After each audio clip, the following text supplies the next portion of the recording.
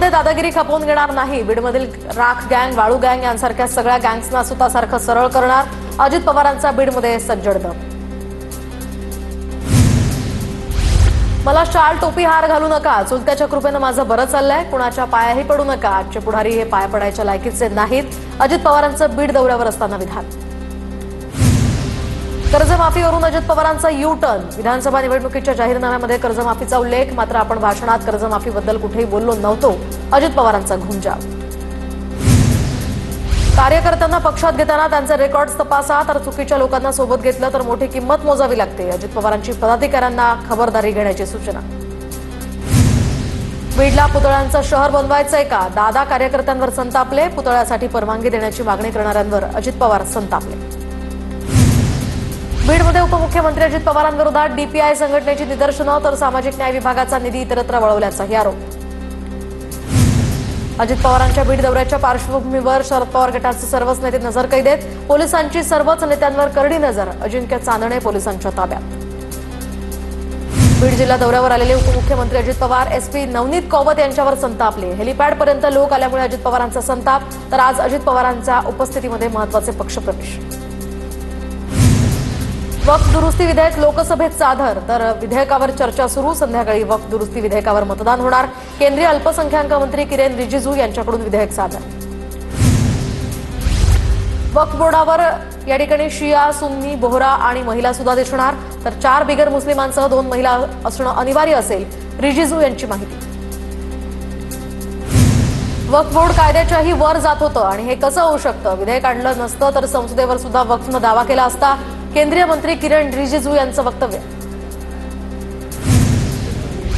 वक्फ सुधारणा विधेयकावर 25 राज्यांमधून सूचना मागवल्या. विधेयकावर 97 लाख सूचना आल्या. कायद्याच्या जाणकारांकडून देखील आम्ही सूचना मागवल्या. वक्फ विधेयकासंदर्भात विरोधकांचं मन साफ नाही. अल्पसंख्याक मंत्री रिजिजू यांचं वक्तव्य.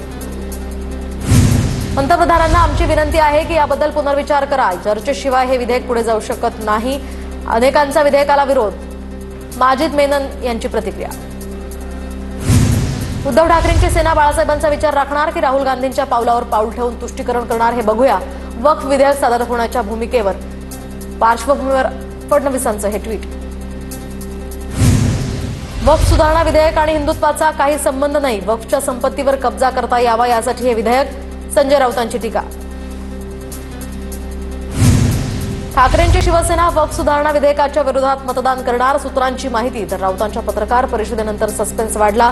विधेयकाला पाठिंबा की विरोध हे मतदानानंतर खासदार सांगतील. राऊतांची प्रतिक्रिया.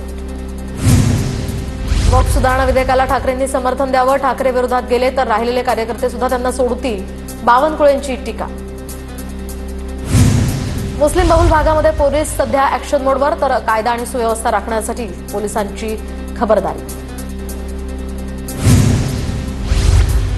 इथे फक्त मुस्लिमांवर कारवाई केली जाते. बीड स्फोटातील आरोपींची घरं का पाडली नाहीत? समाजवादी पक्षाचे आमदार अबू आझमींचा राज्य सरकारला सवाल. कळंबमध्ये हत्या झालेली मनीषा बिडवे वापरत असलेली गाडी जप्त, तर आरोपी चालक रामेश्वर भोसले हीच गाडी वापरत असल्याची माहिती.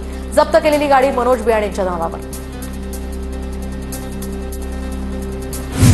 कडोली गावामध्ये तणावावर उपमुख्यमंत्री एकनाथ शिंदेंचा तोडगा, तर पट्टण कडोलीतील छत्रपती शिवाजी महाराजांचा पुतळा न हटवण्याच्या सूचना. उपमुख्यमंत्री एकनाथ शिंदेंचा जिल्हाधिकाऱ्यांना फोन. परवानग्या मिळेपर्यंत पुतळा सुरक्षितपणे बंदिस्त करून ठेवण्याचे आदेश. कोल्हापूर विमानतळ ते कोल्हापूर शहरापर्यंत शटल बस सुरू, तर आता खासदार शाहू छत्रपती यांच्या संकल्पनेतील शटल बस सेवेला सुरुवात. कुणाल कामराला मुंबई पोलिसांकडून 3रं समन्स. 2 वेळा समन्स देऊन सुद्धा कामरा चौकशीला अनुपस्थित. कुणाल कामराचा शो रेकॉर्ड करणाऱ्या कॅमेरामनचा जबाब खार पोलिसांनी नोंदवला, तर प्रेक्षकांना नोटीस पाठवली नसून साक्षीदार म्हणून काहींचे जबाब नोंदवले. पोलिसांकडून स्पष्टीकरण. प्रेक्षकांना झालेल्या गैरसोयीबद्दल कुणाल कामराकडून दिलगिरी व्यक्त, तर पुढील शो कुठे करावा प्रेक्षकांनीच सुचवावं. कामराचं नवं ट्विट.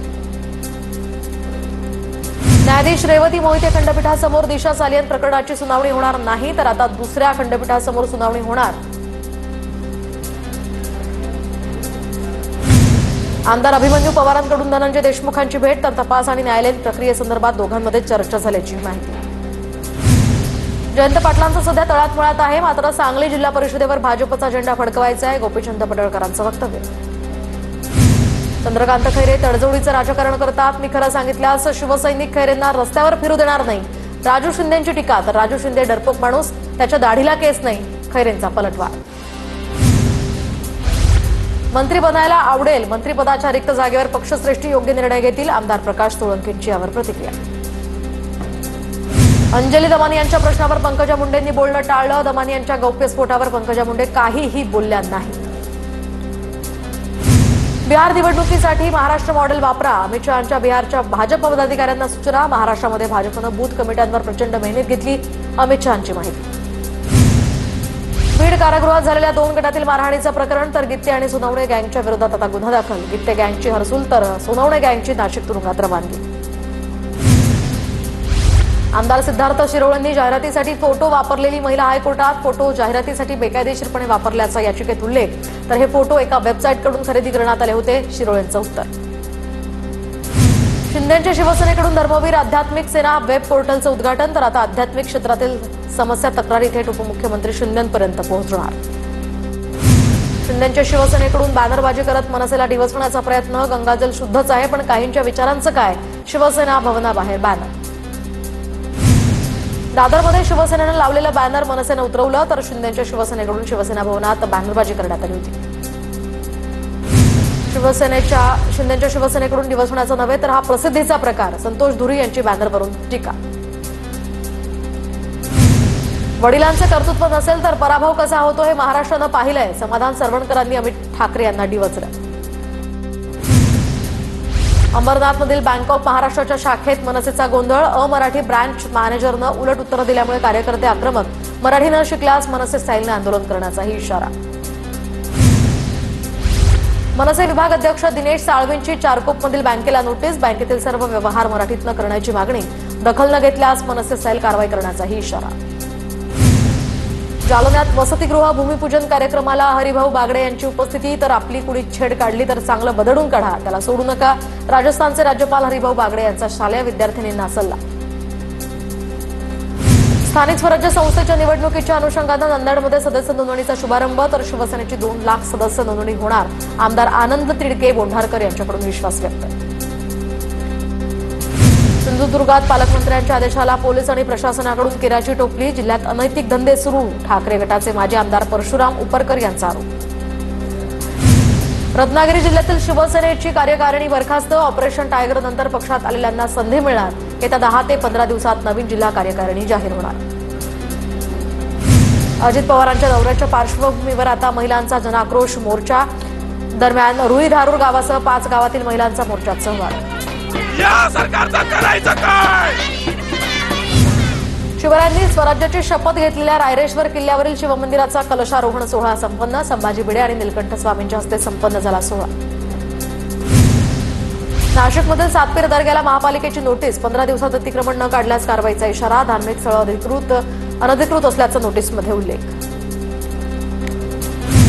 वाशिमच्या प्रादेशिक उपवनरक्षक कार्यालयासमोर सुन्नी चव्हाण यांचं उपोषण. महिलेला वन्यजीव प्राण्याच्या हल्ल्यात अपंगत्व. 2 वर्षांपासून नुकसान भरपाई मिळालेली नाही. एक महत्वाची बातमी धाराशिवमधून. धाराशिवच्या जिल्हा नियोजन समिती अंतर्गत येणाऱ्या कामांना आता स्थगिती मिळाली आहे. पालकमंत्री प्रताप सरनाईक यांनी दिलेल्या कामांना स्थगिती देण्यात आली आहे. कार्यारंभ आदेश मिळालेली कामं आता यातनं वगळण्यात आली आहे. त्यामुळे प्रशासकीय मान्यतांना पुढील आदेश येईपर्यंत स्थगिती देण्यात आलेली आहे. गोंदिया जिल्ह्यामध्ये शेतकऱ्यांनी 205 कोटींचं पीक कर्ज भरलं. खरीप हंगामामध्ये 240 कोटींचं पीक कर्जाचं शेतकऱ्यांना वाटप. मध्य महाराष्ट्र, विदर्भ आणि मराठवाड्यात गारपिटीची शक्यता. हवामान खात्याकडून ऑरेंज आणि येलो अलर्ट. अकोल्यातील बाळापूर तालुक्यातल्या वडेगाव परिसरात वादळी वाऱ्यासह मुसळधार पाऊस. अवकाळी पावसामुळे केळी पिकाचं मोठं नुकसान. सिंधुदुर्ग जिल्ह्यातील काही भागात अवकाळी पावसाच्या सरी. तर अचानक आलेल्या पावसामुळे नागरिकांची चांगलीच तारांबळ. नागपूरसह परिसरात रात्री वादळी वाऱ्यासह पावसाची हजेरी. वादळी वारा आणि अवकाळीमुळे संत्र्यासह इतर फळबागांचंही नुकसान. तर वादळी वाऱ्यामुळे नागपुरातल्या विद्यापीठ ग्रंथालय परिसर, हिलस्टॉप कॉलेज आणि इतर भागात झाडं कोसळली. परिसरातील काही काळ वीज पुरवठा सुद्धा खंडित होता. नागपूरसह परिसरातील ढगाळ वातावरणात सध्या वाढ झाल्याची माहिती, तर 24 तासात 5.5 अंश सेल्सिअस तापमानात घट, काही भागात अवकाळी पावसाची हजेरी. नाशिक जिल्ह्यामध्ये तापमानात 24 तासात 5 अंशांची घट, शहरात उष्ण आणि दमट वातावरण. कोकणातील ढगाळ वातावरणामुळे हापूस आंबा तयार व्हायला 15 दिवस लागणार, त्यामुळे आता आंबा खाण्यासाठी आणखीन काही काळ प्रतीक्षा करावी लागणार. रत्नागिरी जिल्ह्यामध्ये अनेक ठिकाणी तुरळक पावसाच्या सरी. आजही रत्नागिरी आणि सिंधुदुर्ग जिल्ह्याला पावसाचा येलो अलर्ट. किनारपट्टी भागात हवेतील आर्द्रता वाढली. साताऱ्याच्या माणमधील म्हसवड परिसरात वादळी वाऱ्याचा ज्वारी पिकाला फटका. वादळी वाऱ्यामुळे उभी ज्वारीची पिकं जमीनदोस्त. वाशिम जिल्ह्यातल्या काही भागात हलक्या ते मध्यम स्वरूपाच्या पावसाच्या सरी. शेती पिकांना याचा फटका बसण्याची शक्यता. अकोला जिल्ह्यामध्ये सकाळपासूनच ढगाळ वातावरण. जिल्ह्यातील काही भागात रिमझिम पाऊस. उकाड्यापासून हैराण झालेल्या नागरिकांना यामुळे दिलासा. धुळ्यातल्या शिरपूर तालुक्यातल्या नुकसानग्रस्त शेतकऱ्यांना नुकसान भरपाई. 1216 शेतकऱ्यांना शासनाकडून 1,62,55,000ची मदत जाहीर. गोंदिया जिल्ह्यामध्ये आज आणि उद्या पावसाचा अंदाज. हवामान खात्याचा इशारा. तापमानात काही प्रमाणात घट झाल्यामुळे नागरिकांना उकाड्यापासून दिलासा. खानदेशातनं आखाती देशांमध्ये केळी निर्यातीत वाढ, तर दररोज 14 ते 16 कंटेनर केळी परदेशात रवाना. निर्यातीच्या केळीला 1900 ते 2100चा भाव. वाशिम जिल्ह्यामध्ये यंदा उन्हाळी ज्वारी पेरणीत चांगलीच वाढ, तर पोषक वातावरण राहिल्यास ज्वारीच्या उत्पादनात भरघोस वाढ होण्याची शक्यता. जळगाव जिल्ह्यातल्या शेतकऱ्यांना पीक विमा योजनेचा फटका बसण्याची शक्यता. शेतकऱ्यांच्या शेतात जाऊन पडताळणी होणार. कृषी विभागाकडून विमा कंपनीला 5 एप्रिलपर्यंतचा अल्टिमेटम. टोमॅटोची बाजारात जास्त आवक झाल्यामुळे दरांमध्ये घसरण, तर दर नसल्यामुळे टोमॅटो उत्पादक शेतकऱ्यांना आर्थिक फटका. गोंदियाच्या गोरेगावमधील पाणी वाटपाच्या रोटेशन पद्धतीत बदल. शेतकरी रब्बी हंगामापासून वंचित. नंदुरबारच्या नवापूर कृषी उत्पन्न बाजार समितीमध्ये कांदा विक्रीसाठी बाजारपेठ सुरू. बाजारपेठ सुरू झाल्यामुळे शेतकऱ्यांचा वेळ आणि खर्च दोन्हीही वाचणार. धुळे तालुक्यातल्या वरखेडी परिसरामध्ये भाजीपाला काढणीला सुरुवात. मात्र बाजारात भाजीपाल्याला दर कमी. शेतकरी संकटात. नंदुरबारमध्ये तापमानाचा पारा वाढल्यामुळे लिंबाची मागणी वाढली. लिंबाची प्रति किलो 200 रुपयांनी विक्री. लिंबांना चांगला दर मिळत असल्यामुळे शेतकरीही आनंदित. नांदेडमध्ये पाणीसाठ्यात झपाट्यानं घट. तापमान वाढीचा हा फटका. 104 प्रकल्पात 41% एवढाच पाणीसाठा शिल्लक.